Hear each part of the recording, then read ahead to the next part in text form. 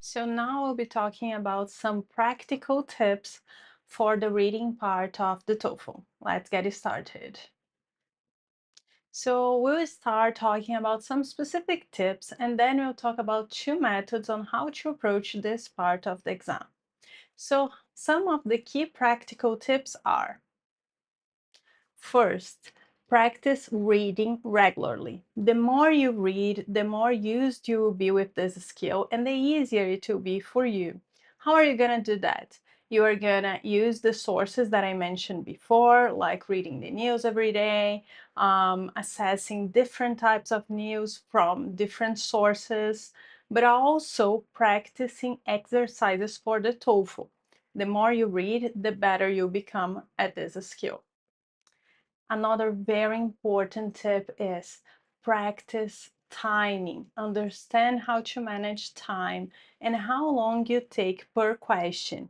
I can say generalistic that some questions take a little bit longer than others. For example, the summary question will always take longer than a vocabulary question, but this is a very subjective matter. So each person will have a different timing per question. So you have to understand yours. Read actively. When you are reading, for example, when you're reading the news, pay attention to what you're reading. Maybe you can take a note here and there, ask questions while you're reading, questions that you would have in your exam. Questions that, for example, an inference question, understanding why the author is saying that specific thing. Try to read with this in mind. And always review your mistakes. So when you are practicing, you're gonna do lots of tests, lots of exercises. And I always tell my students, you guys have to understand where you are making mistakes and learn from your mistakes. It doesn't make sense for you to do, I don't know, 10 tests and keep repeating the same mistake, because then you are practicing the mistake, not the correction. So I think this is very important when you are approaching the reading, okay? Always check the mistake, learn from your mistake, and learn how to approach that type of question that is more challenging for you. I have some students and that they have like a table, they use Excel for that, and they put the types of questions and they put like which ones you are making more mistakes. All of us will have our weaknesses. So for me, for example, the most difficult question was the insert question, that you have to insert part of a new sentence in the text. I knew this was my difficulty, so you have to learn yours. Now let's move on to the first method for reading. This is a more general method, is the double S technique, and this will help you undoubtedly to all readings you will do in the future, but especially for the TOEFL. So the first thing you have to learn how to do is skimming. And what do I mean by skimming? So when you are skimming a test, what are we doing? We are focusing on the main idea of the test. You are reading for context. You are not reading in detail. How are you going to go about it? You first have to read the title, if there is a title, and then you read the whole text, but kind of like looking for general information. Usually how do I do it, Teacher Anna? I read the first sentence of each paragraph, so I have an idea of what the text is all about. So this is my first tip for you in the TOEFL. Before you check the questions, before you check everything, skim the text so you know what you are dealing with there, okay? Then the second S, right, double S, is scanning. This method we will use when we are approaching the questions. And what do I mean by scanning? You will read the question before going back to the passage, okay?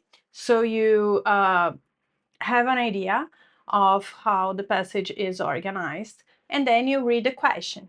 The question, especially the detailed questions, the question will ask something about the text. and then you go back to the specific paragraph that is related to that question, and you will scan. And a scan means going back to the passage and looking for keywords that will help you answer the question. And in the passage, you will find those keywords, and therefore you will find the answer. Okay? What are the benefits of the double S technique? So it will help you find the answer quickly. It will also avoid wasting time with irrelevant information. The tricks of the TOEFL are in the irrelevant information. So it is important for you to be able to understand what is relevant and what is irrelevant. So the scanning is there for that. And it will also help you with focus. Let's talk a little bit more about scanning here, just so you have an idea what this means. So think of the scanning like searching for your name in a class list. So if I'm searching for my name in a class list, I will not read the whole class list and the full name of each student in that class list. That doesn't make any sense. I will look for letter A, my name, Anna, and I will look among the Annas, which one has my surname there, you know? So that's the idea of scanning. Here I brought just a practical example for you to have an idea of how you would do this scanning part. So here we have a question about the year. What year did science discover the ozone hole? So we are focusing on the year. So in the sentence, you have to look for a number, right? So first you will have an idea what the text is about this discovery, and then you will look for the specific information. Remember that in the TOEFL, it's not gonna be such a direct question, but we will practice a bit of this later. Now I want to talk about another method, the zigzag method. We will use the double S technique here, but it's a little bit different, okay? I love this one for the TOEFL and for any test that you take, but especially for the TOEFL, where you need to be quick. You have to be fast. So the zigzag method technique will help improving reading comprehension for the TOEFL. Let's talk a little bit about the benefits before I talk about the method itself and why this is the best method for the TOEFL, in my opinion. So the benefits are, you will be improving your focus, which you need. You need to be focused in the reading part, especially because of timing. It will increase efficiency. You will avoid waste time with unnecessary information.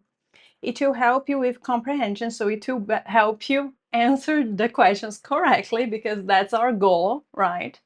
And finally, it will reduce anxiety. And this one, guys, I think is the biggest benefit, because what I feel with my students and what I felt when I took the TOEFL is that is an exam that makes us very anxious. So this method, because it will make you focus a lot, will reduce your anxiety doing the reading part of the TOEFL. So those are the benefits of the method. So let's go to the method. Let's go step by step here. The first thing you have to do is you will read quickly through the questions, so not necessarily through the text. I recommend skimming the text first, okay, and understanding the text in general. And then you will skim the questions, so have an idea of what you need, okay?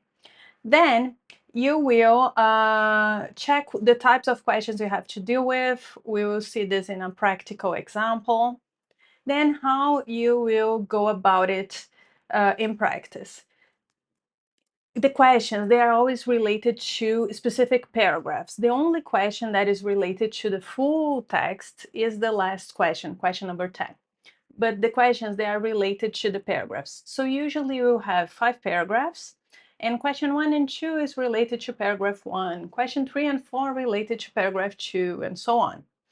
So when you are reading, for example, question 1 and 2, You don't need to go back to the whole text, but you have to go back to paragraph 1. A mistake that some students make is not going back, not checking. The answer is in the paragraph. So how are you going to do it? You're going to read the first paragraph carefully.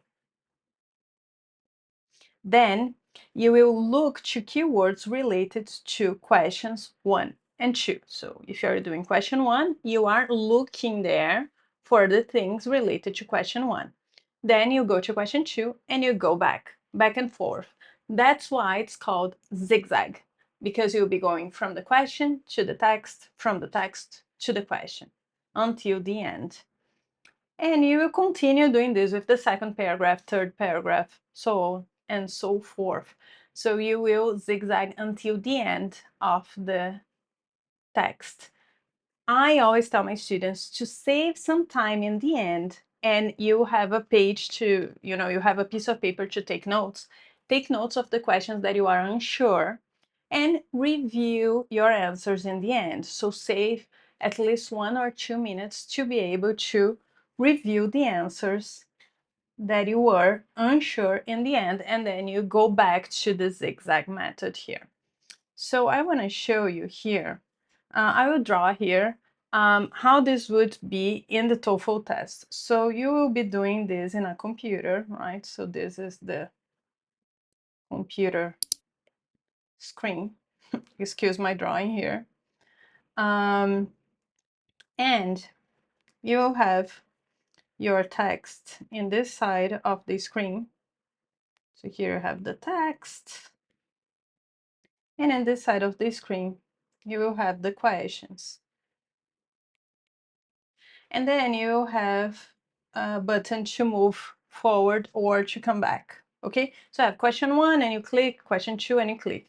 I will put all the questions here in order just to show you what the zigzag looks like. So you would have question 1, question 2, question 3, moving on. So the zigzag is like this. Question 1, you read the question and then you go to the paragraph 1 and find the answer. Then you go to question 2. Go back to paragraph 1 and find the answer.